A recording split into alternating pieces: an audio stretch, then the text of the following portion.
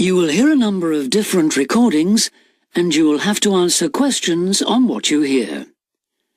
There will be time for you to read the instructions and questions, and you will have a chance to check your work.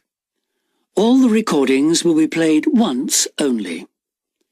The test is in 4 sections. Write all your answers in the listening question booklet. At the end of the real test, you will be given 10 minutes to transfer your answers to an answer sheet. Now turn to section 1 on page 2 of your question booklet.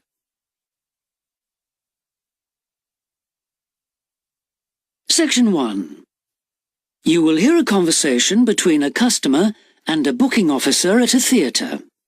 First, you have some time to look at questions 1 to 4 on page 2.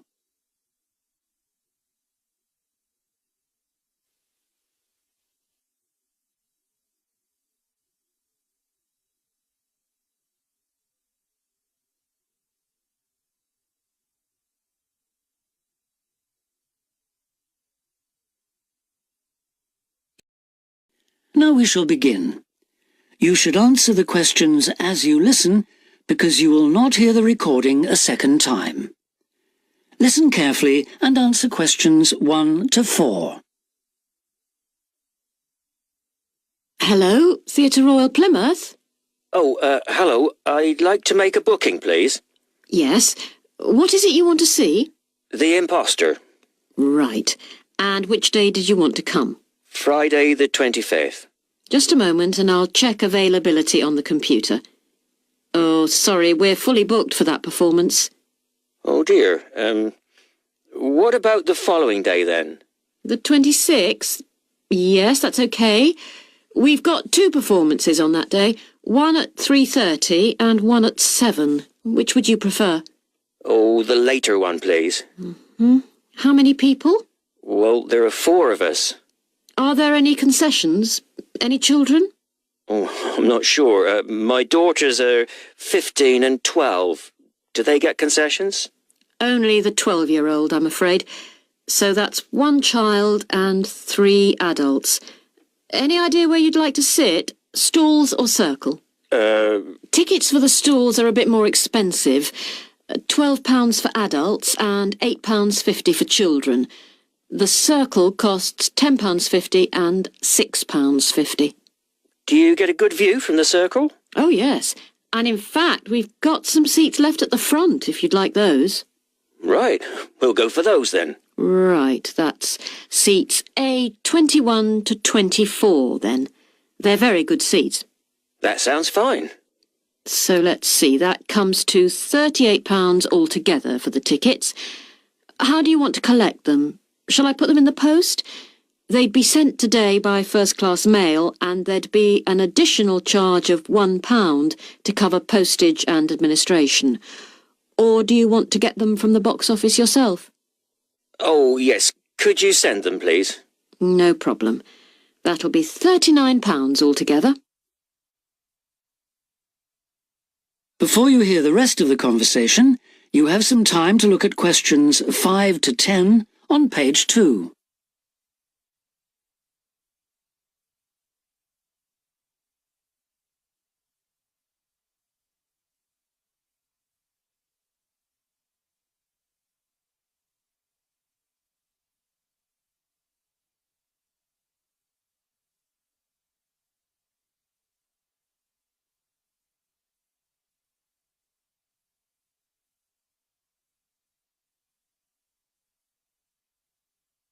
Now listen and answer questions 5 to 10.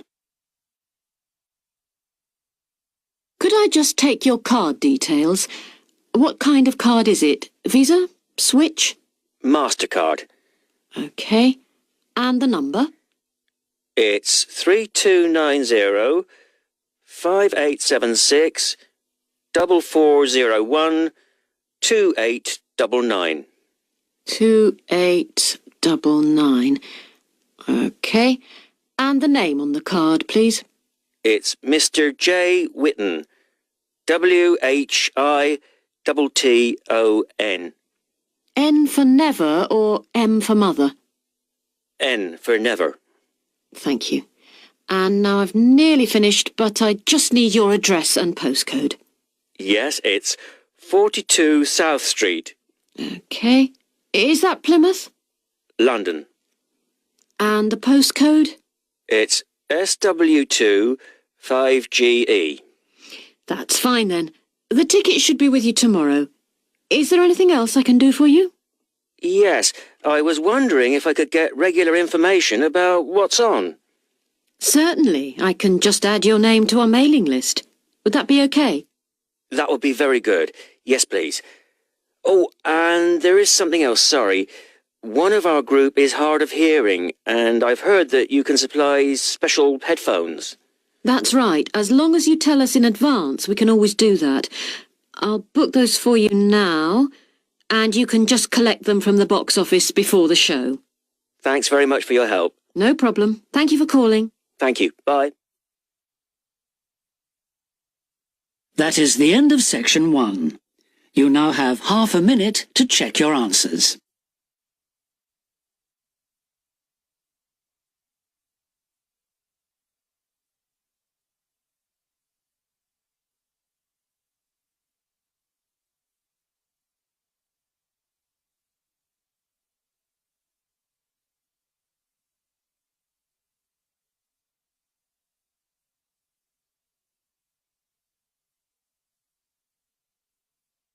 Section 2.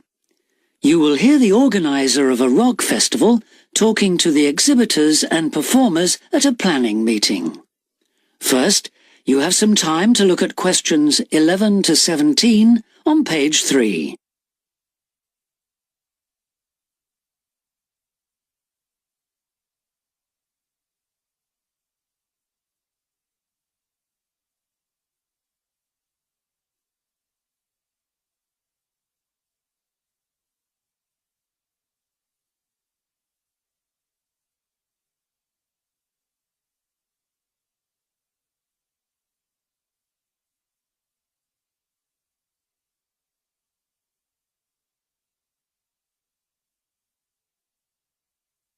Now listen carefully and answer questions 11 to 17. Good evening, everyone. I'm glad you could all make this planning meeting for what promises to be the biggest and most colourful free rock festival ever held in the South East. So whether you're a performer, a craft exhibitor or an artist, we all extend a big welcome to you. Could we turn first to the plan so I can familiarise you with the layout of the site, which, as you know, is an old football stadium. We're really lucky to have so much space this year. You can see the main gate at the bottom of the plan. Have you found it? That's where most visitors will enter. It's also the entrance for those taking part in the craft fair. We've set the stalls just inside the gate on the left in a circle. If you walk straight ahead from the gate along the path without turning right, you'll come to some steps up to the football stadium. On the left of the steps is the fringe stage. This is for alternative artists. They include folk singers, poets and other acts which are more suited to a smaller stage. And they should also enter by the main gate. On the opposite side of the steps is a restaurant, and adjoining that is the main festival information point. Here you can get extra programmes and up-to-the-minute information about events, and you can discuss any last-minute problems, although we hope everything will be running smoothly when the festival opens. Coming back to the plan, you go up the stairs to the stadium. The entrance for the rock bands is on the far side, and on your right is the main stage, which will have powerful illumination and amplification throughout the weekend. There will probably be TV vehicles adjacent, that's in this area only, for recording purposes. If you look at the outside of the plan, you can see a third gate for exhibitors, opening onto a side path. A little way down the path, before you get to the trees, is the building where the art exhibition's being housed. Then, finally, there's just one more building marked on your plan, quite near the main gate. It's divided into lock-up garages, so I hope you now feel quite familiar with the main festival area. Before you hear the rest of the talk, You have some time to look at questions 18 to 20 on page 4.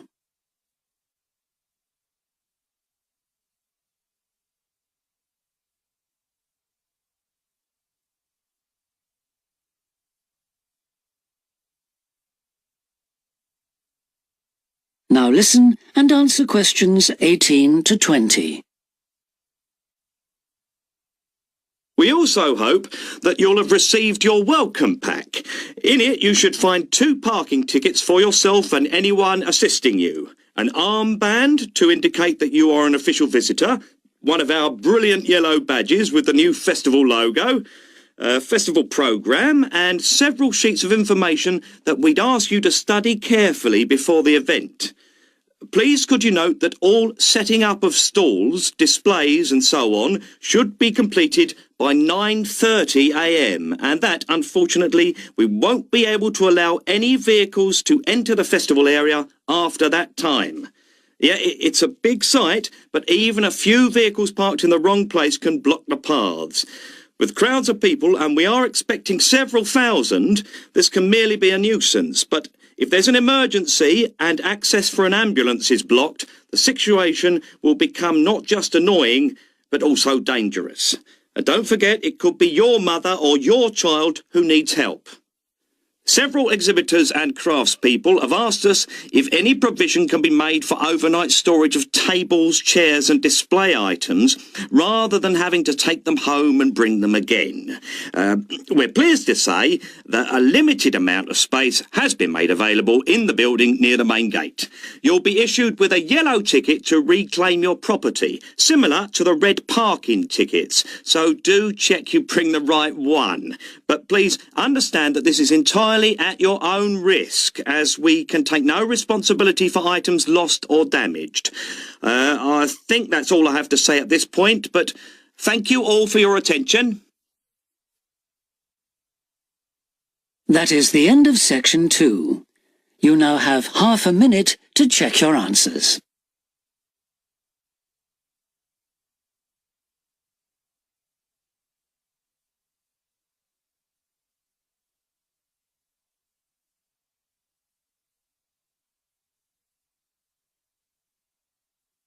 Section 3.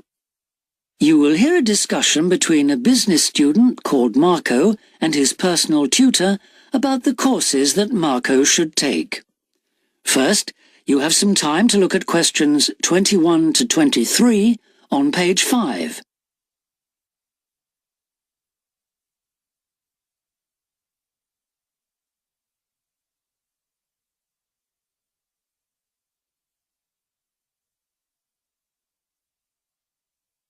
Now listen carefully and answer questions 21 to 23.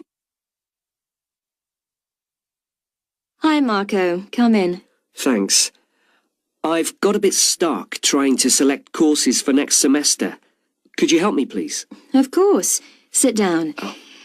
First of all, most people just go for the areas of business that they're interested in, but even if something doesn't look very stimulating, it's important that you can use it once you get a job. It's not much good choosing areas that aren't going to be helpful later on. Right. I want to go into management, so I'll need to think about that. And should I start specialising in a particular area yet? I don't think that's wise at this stage. It's better to aim for a wide variety of subjects, especially as management covers so many possibilities. You shouldn't be limiting your choices for later on. Yes, I see. You should also look at how the course is made up. Will you have regular seminars and tutorials, for example, as well as lectures? OK.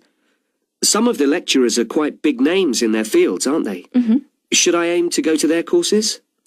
Well, remember that the lecturers who aren't well known may still be very good teachers.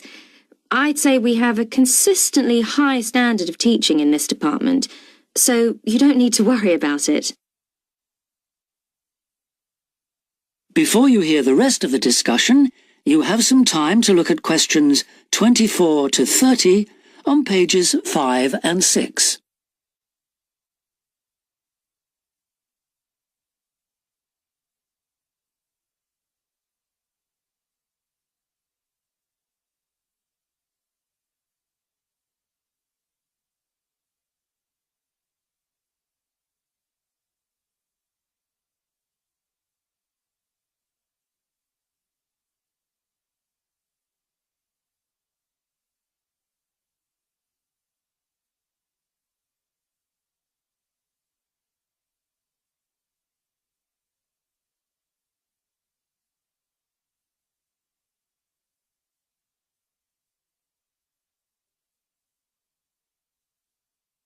Now listen and answer questions 24 to 30. Good. Well, that's a great help. Now, last time we met, you mentioned doing team management, didn't you? That's right. I'm still quite keen on the idea. The trouble is that because of changes in the content of various courses, team management overlaps with the Introduction to Management course you took in your first year. So what you learned from it would be too little for the amount of time you'd have to spend on it. I'll drop that idea then. Have you had a chance to look at the outline I wrote for my finance dissertation? I left it in your pigeonhole last week. Yes. Why exactly do you want to write a dissertation instead of taking the finance modules? It'll be pretty demanding. Well, I'm quite prepared to do the extra work because I'm keen to investigate something in depth, instead of just skating across the surface. I realise that a broader knowledge base may be more useful to my career, but I'm really keen to do this. Right. Well, I had a quick look through your outline, and the first thing that struck me was that you'll have to be careful how you set about it, as the way you've organised it seems unnecessarily complex. The data that you want to collect and analyse is potentially valuable, but you'll need to narrow down the subject matter to make the whole thing manageable. Okay. I'll have another look at it. I was talking to Professor Briggs about it yesterday, and I got some more ideas then. For part of the dissertation, I was thinking of trying to persuade finance managers from 3 or 4 companies to let me ask them about their company finances. If not, I think I'll have to change to another topic.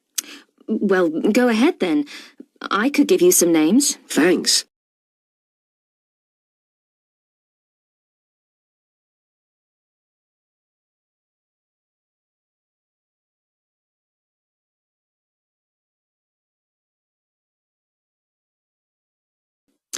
Now, let's talk about practicalities.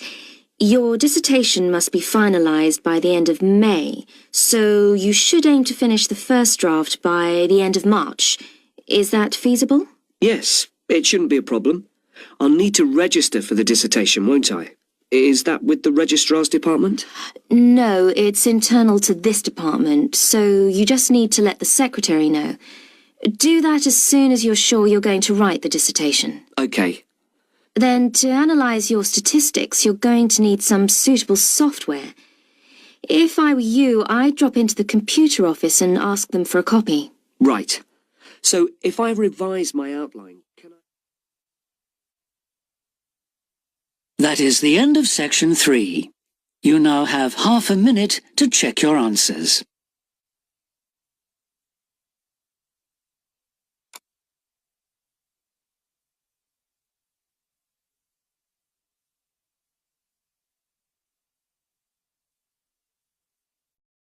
Section 4. You will hear a talk about a research project on the tiger shark. First, you have some time to look at questions 31 to 40 on pages 7 and 8.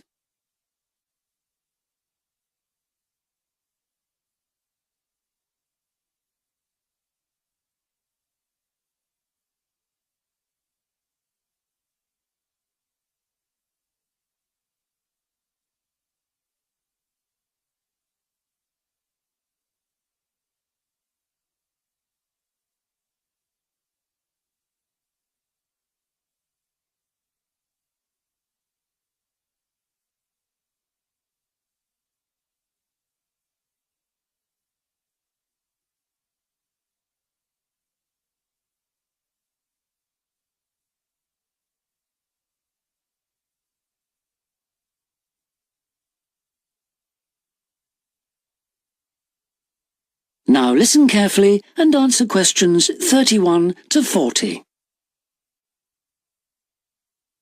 Good morning, everyone. Today I'm going to talk about the research project I've been involved in on the tiger shark. First of all, some background information. The tiger shark, also known as the leopard shark, is often thought to have got its name from its aggressive nature. But in actual fact, it's called that because it has dark bands, similar to those on a tiger's body. It is a huge creature, growing up to lengths of 6.5 meters. It can be found just about everywhere throughout the world's temperate and tropical seas, but it is most often found along the coast rather than the open sea. In terms of feeding, tiger sharks tend to be most active at night and are solitary hunters. Their preferred prey includes other sharks, turtles, seabirds, and dolphins, to name but a few. However, it's not uncommon to find garbage in its stomach. This is because it tends to feed in areas such as harbors and river inlets, where there is a lot of human activity. Now to the project itself. We are particularly interested in some studies that have been done in the Rain Island area. Observations here have shown that there is a large population of tiger sharks present in the summer during the turtle nesting season. However, during the winter months the sharks disappear. So we decided to do some of our own research there.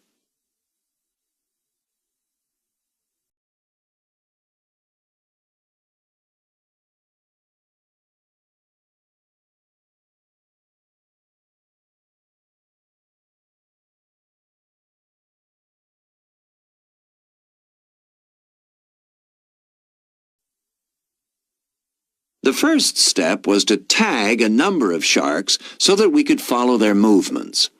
To do this, we first needed to catch the sharks. Early in the morning, we baited lines with large bits of fish and set them in place. These lines were then checked every 3 or 4 hours. If no sharks were caught, the baits were replaced. Once a shark had been caught on one of the baited hooks, it was pulled in close to the boat and secured so that we could carry out a number of brief activities to aid our research. This usually took no more than about 10 minutes and was carried out as carefully as possible to minimize any stress to the shark. Each of the tiger sharks that we caught was measured and fitted with an identification tag, and also a small amount of tissue was taken for genetic studies. For some larger sharks over 3 meters long, we also inserted into the belly a special acoustic tag capable of sending satellite signals, while on other large sharks we attached a camera to the dorsal fin to enable us to study the behavior and habitat use of the sharks. After this, the shark was released, and we were able to follow its movements.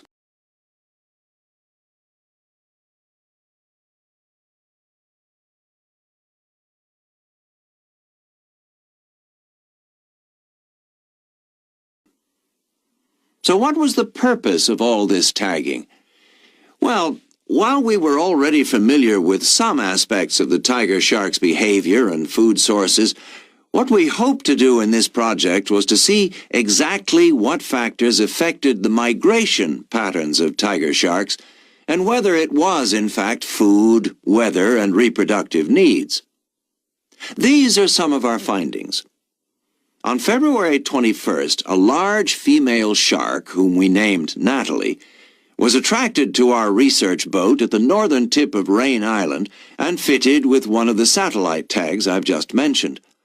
No transmissions were received from Natalie between April 2nd and April 29th, indicating that she didn't surface to feed during this period.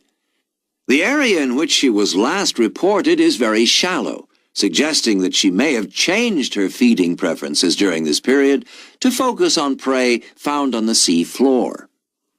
We also made a number of other discoveries, thanks to the various transmitters we used. It seems that tiger sharks move back and forth between the ocean floor and the surface quite often. This may help the sharks conserve energy while they swim, but it probably also helps them hunt, since this movement back and forth maximizes its chances of not being detected by its prey until the last minute. So far, our findings have not been conclusive. However, we have gained some very interesting insights into the behavior of tiger sharks and are now hoping to develop our research further. That is the end of section 4. You now have half a minute to check your answers.